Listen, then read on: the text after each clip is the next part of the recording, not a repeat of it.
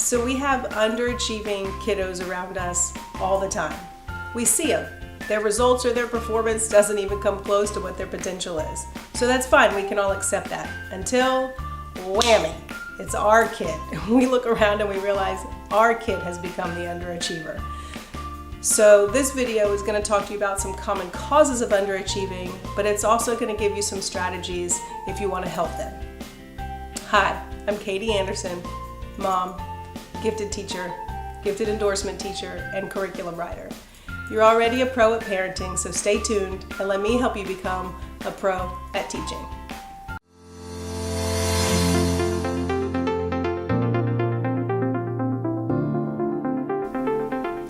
Like I said, this video is going to really dive in and talk to you about 6 common causes of why our children become the underachievers that they've become. But I'm also not going to stop there. I'm going to talk to you about what we can do about it. Now, let me go ahead and address right from the beginning, that there are 2 camps of thought here. There is definitely a camp that says if my child is underachieving, I need to take my hands out of the equation and just let them be. Let them steer their life where they want to steer it and dive in and get interested in the things that they are interested in and leave them alone about the others. And if that's your camp of thought, then I completely support you. What works for you and your child might not be what works for everybody. So this video is more for the people in the other camp. The camp that says, I just want to feel like I've done something. I want to feel like I've tried to understand them better and help them in every way I can. So here's that video. Let's go over 6.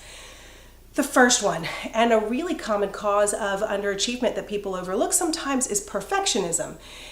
This might look like the kid that always has their hand raised and wants to finish everything and overtly wants to be perfect. But this can also be something you need to look carefully for. It might be a perfectionist who almost never performs or gives you any kind of results because they're terrified from the get-go that they're not going to do it right. They're terrified that there's only one right way to do it. They don't want anyone looking at them. They don't want to be seen failing. And it can cripple our children. It really can cripple them. So what do we do about it?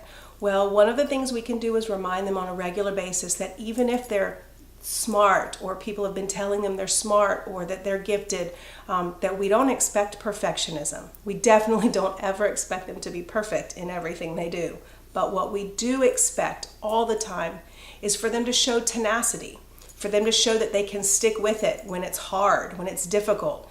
And just try to help them see the difference between a healthy struggle, a healthy challenge, and something that's just completely unrealistic expectations on them. And just stay in touch with that kind of dialogue.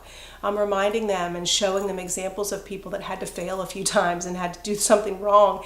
Even in the engineering process, how going back and making revisions and trying it out a bunch of times is the right way to do it. It's the way to success. That nobody expects them to be successful and perfect at the very first try, the very first thing they ever do. And the other thing we need to avoid here is doing it for them when they reach that frustration point. They can easily become dependent on us or dependent on somebody to do it for them when they're afraid. So those are my strategies for your perfectionist underachievers. Let's go to the second one. The second one is the opposite of that. It's the kids that just refuse to accept help under any circumstance. They want to get out there and do it themselves. They don't want feedback. They don't want constructive criticism. My oldest son was like this, still is like this. I think after he learned the first couple words like mom and dad and ball, his very first little phrase was, I buy self. And boy, did he say it a lot. Now, this can be a great thing. Independence is wonderful. We want our kids to be independent. We want them to want to try it by themselves, but not to a fault, right? So not being able to accept other people's opinions or strategies or feedback, it becomes a problem, and it sometimes contributes to our underachieving. So my strategies here are to talk with them and teach them how to balance independence with collaboration, with taking feedback. And one of the ways you're going to have to do this is even when it makes them uncomfortable sometimes, you're going to have to provide them feedback that then makes them do revisions. not going to take no for an answer. This time I'm going to give you some feedback and I need you to go fix some things. I need you to go make it better. And if that just becomes a power struggle between the two of you, find somebody else, find someone in the field. Find another adult that you know they respect and ask them to give them some good constructive feedback that they have to go and make revisions on.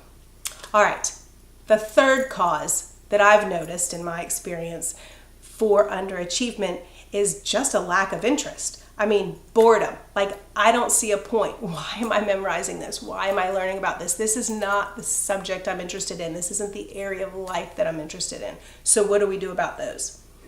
Twofold. One of them I talk about in most of my videos, and that's student choice.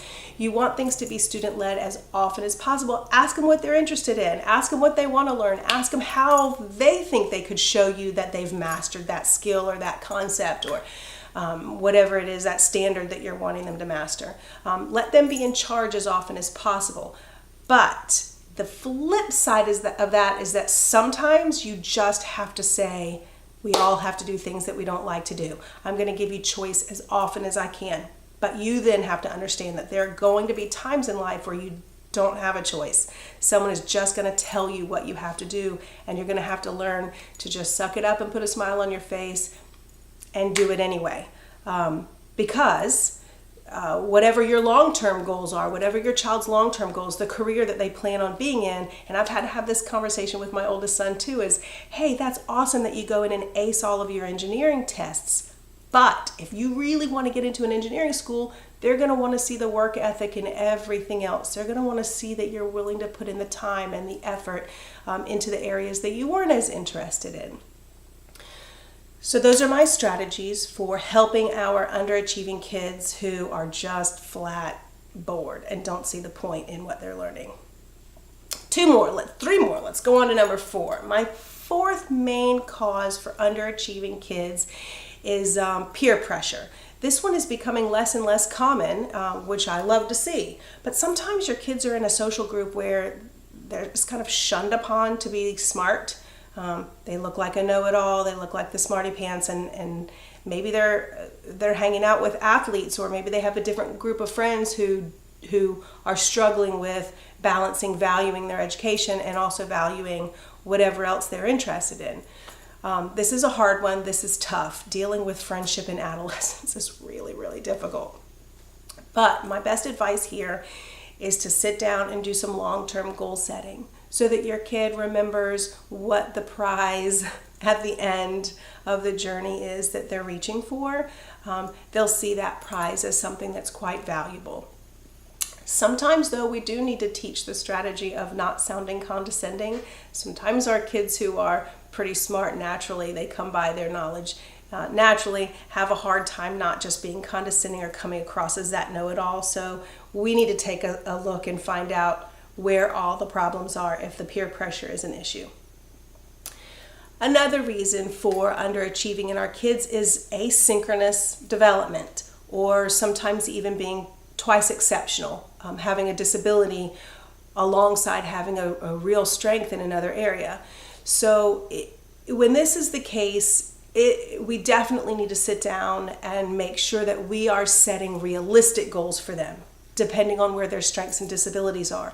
Not allowing the disability to become a crutch that makes us not challenge them hard enough in their areas of strength, and not allowing their strengths to overshadow the fact that we need to pay attention to where their disabilities might be, or where their development might be slower in one area than another. So us setting realistic goals for them and talking with them about what those goals should be is my first suggestion. The next thing is, if this is something that, so one area is developing at a different rate than another, and we're giving them a challenge, is offering them plenty of feedback and time to practice. So they might be super quick at picking up on something in most areas, but we're determining that there's an area that they don't pick up on it so fast, and this is going to frustrate them. So giving your kid extra practice time and extra feedback, I think, is crucial. And my last one, my sixth main cause for underachieving in our kids is going to be time management. You see this, a disorganization or trouble managing their time. And Sometimes this is just an organizational issue, but other times I get so lost and hyper-focused into one thing that I forget the big picture. So here, our best strategy is to chunk down your expectations and put them into chunks and decide together what they think a realistic time frame is.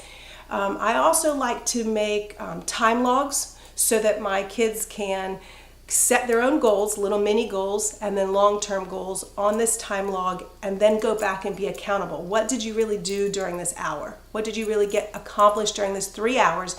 And is it what you were hoping for or not? And how can you revise that the next time so that they don't get lost in either being overwhelmed with the huge picture or diving in too deeply onto one area?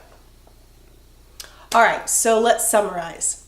Whether your child is becoming an underachiever because of perfectionism or because they won't accept help at all, or just boredom, a lack of interest, asynchronous development or twice exceptionalities, or trouble with time management, there are things that we can do to help.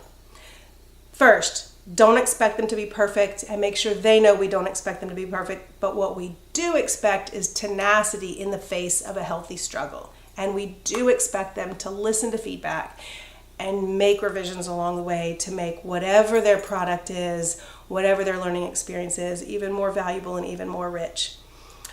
We also need to make sure we're teaching them good time management and goal setting strategies.